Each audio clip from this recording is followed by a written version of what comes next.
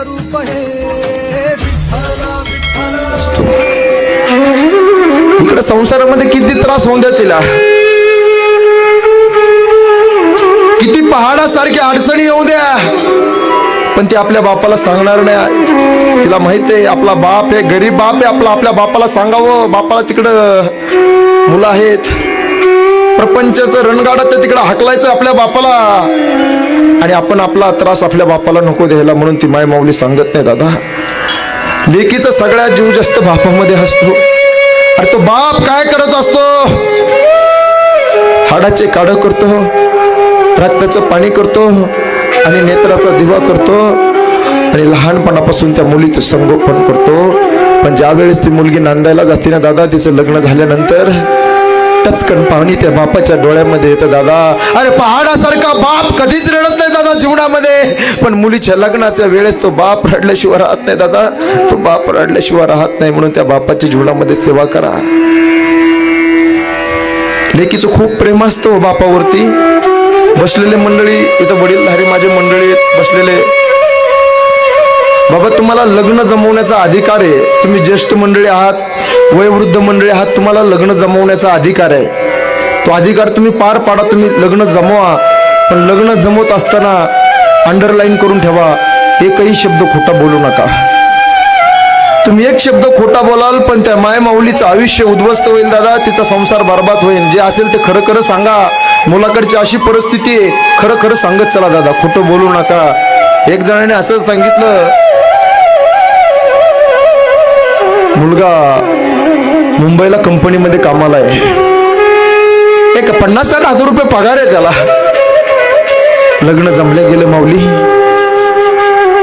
लग्न झाल्यानंतर तो म्हणू लागला सासऱ्यांना त्यांना की कंपनीला ब्रेक लागला, कंपनी माझी बंद झाली. खोटं बोलू लागला आणि गावाकडे आला. गावाकडे आल्यावर शेती करू लागला. पण माऊली गावाकडे आल्यानंतर वाईट मुलाच्या संगतीमध्ये गेला होतो. धूम्रपान दारू करू पिऊ लागला, गुटखा खाऊ लागला. वाईट वाईट संगतीमध्ये गेला, आपलं जीवन त्याने बर्बाद केलं.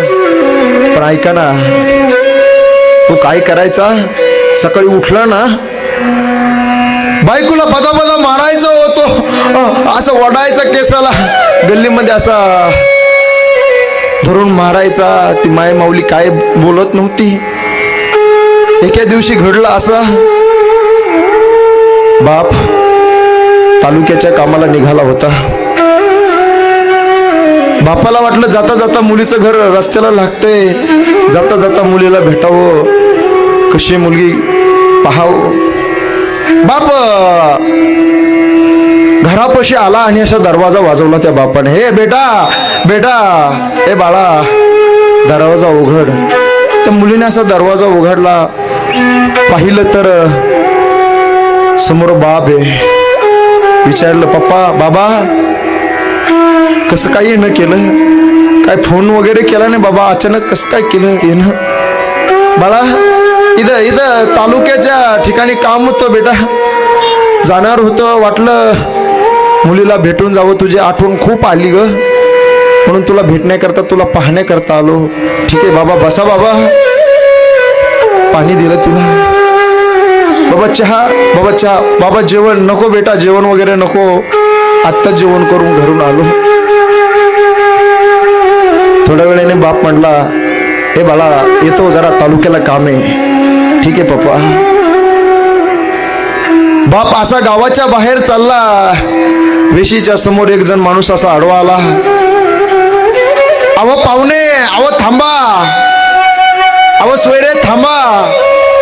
काय? राम राम राम राम. अहो काय केलं तुम्ही तुमच्या मुलीचं? काय झालंय? अहो तुम्ही तुमच्या मुलीला कसायाच्या दावणीला बांधलंय. हो कसायाच्या दावणीला बांधले. काय झालंय? अहो तो तुमचा जावई रोज उठल्याबरोबर त्या मुलीला तुमच्या भदा भदा मारतोय. आता अर्ध्या तासापूर्वी मारलो. हो बापाला वाटलं मी आत्ताच मुलीच्या घरून आलो, पण मुलींना मला एक शब्द काही सांगितलं नाही. बाप घरी आला. हे बेटा, मी आत्ता आलो होतो तुझ्याकडं, तुला मारलं का? बापाने त्या मुलीच्या चेहऱ्याकडे पाहिल्यानंतर मुलीच्या डोळ्यामध्ये टचकन पाणी आलं आणि ती मुलगी रडू लागली. बाबा बाबा, जे असेल ते माझ्या नशिबाचा भोग आहे, माझ्या प्रारब्धाचा भोग आहे बाबा. बाबा हे पण बेटा, तुझ्या आता हाताला लागलेलं हे वळकन तुला मारलं? हो पप्पा बाबा, आता अर्ध्या तासापूर्वी मला मारलं हो, त्याने दारू पिऊन बदा मारलं, गल्लीतल्या लोकांसमोर मारलं.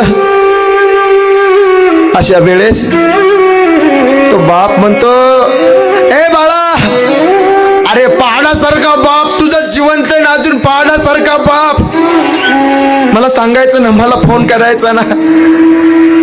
मी आलो होतो तेव्हा का सांगितलं नाही बाळा तू? मी पाणी पिण्याकरता आलो होतो, चहा पित होतो, त्यावेळेस का सांगितलं नाही? ती मुलगी म्हणू लागली, बाबा मी जर तुम्हाला सांगितलं असतं तर बाबा तुम्ही चहा पिला नसता, बाबा तुम्ही पाणी घेतलं नसतं. बाबा बाबा अबो बाबा, एक वेळेस माझ्या डोळ्यात पाणी आलं तरी चालेल, पण ईश्वरासमान माझ्या बापाच्या डोळ्यामध्ये पाणी आलं नाही पाहिजे. दादा, हिला लेख म्हणतात हो, हिला लेख म्हणतात. आणि तीच खऱ्या अर्थाने लक्ष्मी होत असते दादा, तीच लक्ष्मी होते. मुलीचं खूप प्रेम असतं बापावरती दादा. म्हणून आपल्या आई बापाच्या जीवनामध्ये सेवा करा आणि माझ्या शेतकऱ्याला कधी विसरू नका. शेतकरी असा राजा आहे, तो काबाड कष्ट करतो.